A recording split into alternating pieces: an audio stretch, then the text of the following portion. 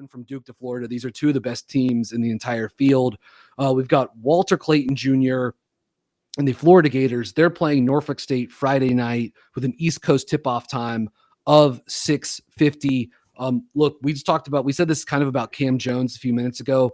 Walter Clayton Jr. is someone who could have come out and gone to the draft last year. I'm like a little surprised he's this is someone who's actually still in college basketball. This is year 4 for him, 2 years at Iona, 2 years at Florida. As far as 6'3" guard, 200 pounds. If you didn't know, Walter Clayton was recruited out of high school to play football at Georgia. He is a very good athlete. He's very tough. He's very physical. He's competitive.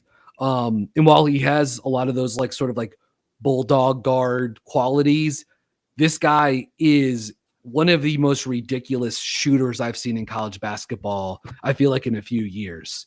If he was if this guy was a freshman, can you imagine and he was producing like this? I mean, he probably be the number 2 pick. This guy is a nutty pull-up shooter, big range. He was one of those when I watched him play. They played Wake Forest early in the season, each of the last 2 seasons, but last year I kind of couldn't believe some of the stuff, some of the shots he was taking, and he just has a cannon for a jump shot. 38% from deep this season, on over 250 attempts. Only 57% of his threes this season were assisted. So think about how many hits he has that have been unassisted this year. Of his long twos, he shot 42% on long twos. Florida's offense, they don't take a ton of long twos. This is like Duke and Alabama. This is a dunks and threes offense for the most part, but 42% on long twos, with every single long two coming unassisted, 64% shooting at the rim, with 76% of his rim finishes coming unassisted too. So he's not he scores from multiple levels of the court. I think he's made strides as a half-court decision maker and passer for them this season, as he was sort of asked. They have a loaded backcourt, but he really is the lead ball handler for them next to Martin and Richard on the other wing. Not the most accurate passer, in sort of lead guard, I don't think kind of naturally comes to him, but the shooting, the skill, and the just sort of live ball playmaking is really, really awesome. And to me, I don't know if he's early first round, late second round. I'm not, I haven't quite landed on where I am with Clayton yet, but I like him I love him as a college player, and I like him a lot as a prospect, and I'm looking forward to seeing him have a big tournament run. Darian, what about you? I was just about to say the same thing about the college aspect compared to the pro. I love him as a college basketball player. He's one of those guys that when my grandchildren ask about some offensive firehouse type of guys, I'm going to bring his name up. He's just one of those guys where you're just going to remember him. And if he doesn't make it to if he's not able to sustain himself in the league, you said, the cannon offensively, he's pulling up from anywhere, everywhere. It doesn't matter. It doesn't matter if he's being defended. It doesn't matter how tight the coverage is. He's going to pull up, and he's going to cash it more likely than not. He's just a fun player to watch. I like his athleticism. I think his offensive game as a whole is just, I don't know if I can say it's complete, but it's just dominant. Obviously there's things that everybody needs to work on, as I keep saying, but it's just a dominant performance every time he's on the floor. He really can just do it all. I do worry about his defense a little bit at the next level, but as a guy that can just score the way he can, I just don't know. If you just get him to score, you're going to be very happy. If you're going to get him as in, I'm going to take a swing on a guy and see, what he develops into, I think you may be a little more upset about your pick, or however teams evaluate. But I think if you go in thinking about his offense and then saying, you know what, we'll take the firepower and then we'll adjust from there, I think you'll be very, very pleased, because that's exactly what he's going to bring. I don't care, what happens with his career. I don't think you can say that, oh, well, he couldn't score, because that's the last thing. And then I did like how you mentioned about his ability to kind of be a lead guard. You do worry about that, especially considering his size, especially at the NBA level. But offensively, when it comes to shooting, I think it's almost unmatched. It almost truly is. like you said, if he was a freshman, it would have been nightly highlights for him easily. Yeah. He's a special player, and he's done a hell of a job with Florida this season. All right, we're gonna go back to the Big Ten for our next prospect. We're going with Maryland center / power forward. He's had to play a lot of the four for them this season, and kind of some just Maryland's a very good team, but some interesting, roster construction with them basically having two of their top 3 or 4 guys are basically both fives, along with Queen and Juju Reese. Derik Queen, freshman, older for a freshman, played at Montverde in high school with Cooper Flagg and with Asa Newell from Georgia, who's another, lottery prospect that we'll probably talk about more throughout the offseason. Queen is someone that we're certainly going to talk about more too. Look, I think he's in contention with Malawach for center 1 in this draft. And I think they're both top 7, 8 picks, top 9, 10 picks. 6'10", 250 pounds. Again, he's already 20 years old.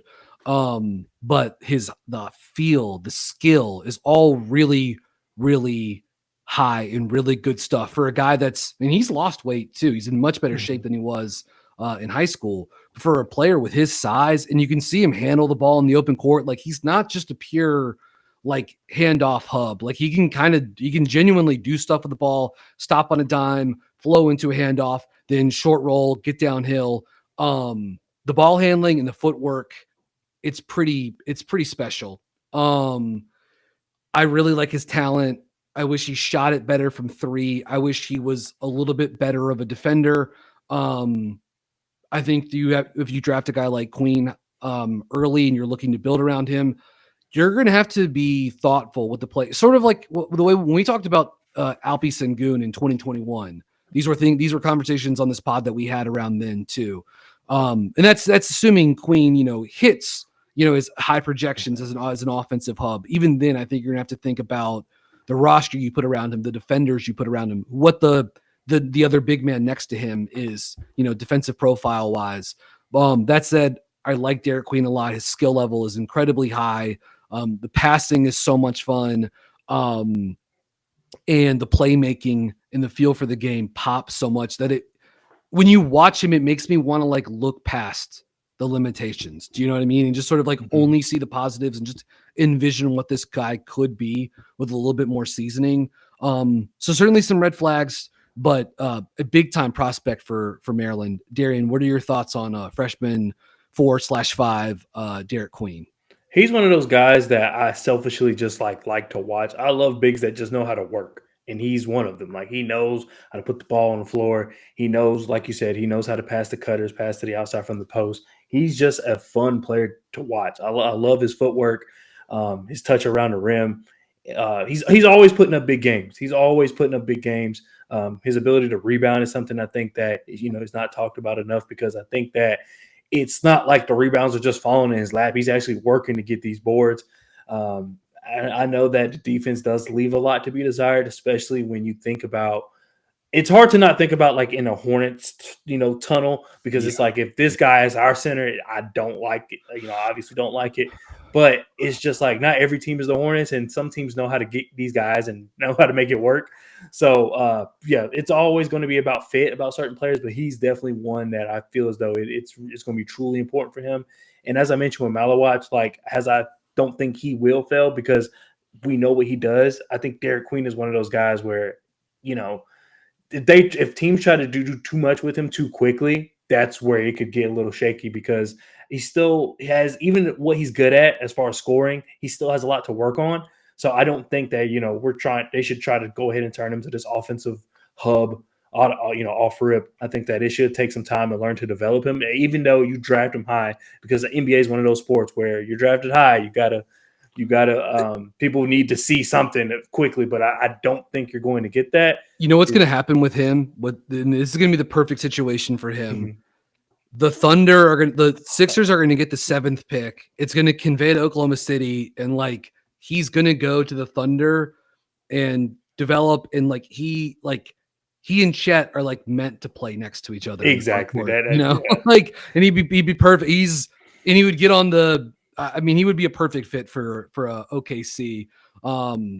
The fact that there's like a small chance that could even happen, like, months after Oklahoma City potentially wins the title is man, it's They unfair always sometimes. find a way. Yeah, it They is always find a amazing. way. All right, any other thoughts on a Queen? Darian, sorry, I kind of cut you off a little Oh bit. no, you're good. I mean, I think that's it. I think that, like you said, I do like the fit though. I think him playing Yeah. against a player like Chet is going to elevate his game for Yep. sure. And OKC's perfect because they're already good, and so it allows him to take that time Yep. to refine everything. He would have time, and again, his rebounding, long term could be a real boon for them too. And again, just the playmaking component of him could be very helpful, even for as the team is like looking for playmaking options around Shea. Why are we talking about the Thunder? It's an embarrassment of riches there. Maryland will play Grand Canyon in the first round of the NCAA tournament. The next team we're going to talk about is Colorado State. They're playing Memphis. The winners of those two games, Maryland versus Grand Canyon, Memphis versus Colorado State, will meet in the second round. So maybe we will see Derik Queen if there's at least one upset, playing against Nique Clifford and the Colorado State Rams. Look, Clifford's someone that I thought should have gone pro a year ago. It's awesome that he came back. I'm sure he's done well for himself in terms of NIL, and if anything, he probably boosted his stock a little bit. I think he probably has. So in theory, it's worked out, but he's basically spent the last 6 to 9 months in Colorado Springs just being an NBA player there. This guy's ready, I think, to contribute to an NBA team tonight. You could put him on the floor, and he would be ready to ready to roll. But an incredibly versatile prospect. 6'6", good size on the wing. I remember scouting him last season and really liking him a lot. And again, I think he's taken a step this year.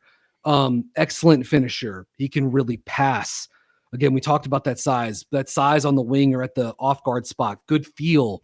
And he's capable of defending not just multiple positions, but in part because he is a veteran, but just like nailing down team concepts. And I just think this season he's made strides. He's turned into a more sophisticated and complete scorer, someone that's been impossible to stop on certain nights. So this guy's an NBA player. He's a first round pick, and some team drafting mid to late in the first round is going to, I think, luck themselves into a guy like Clifford, who's going to be ready to roll from day one next season.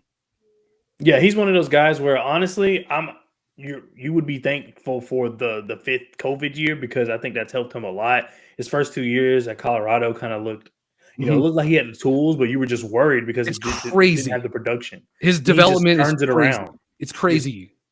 And then I like that where he is now. Even if you would have told me that he would turn it around, I wouldn't believe this is how far he would have came. I thought he would still show just been like an upside player, but as you mentioned, no, he can play now. And there's still upside to him, but he is just I don't know. I just would have never expected this. But shout out to him for working on his development. Crazy athletic player, does a little bit of everything.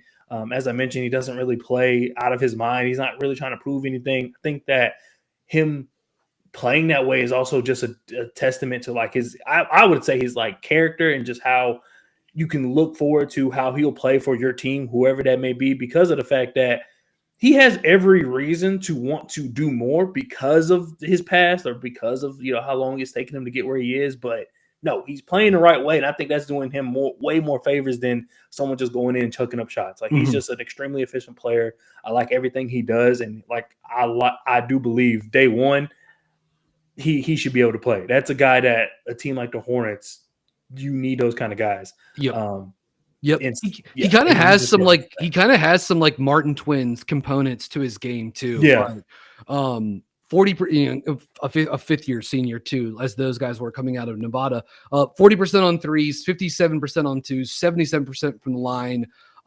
Assist rate jumped from 19% last season, 27% this season.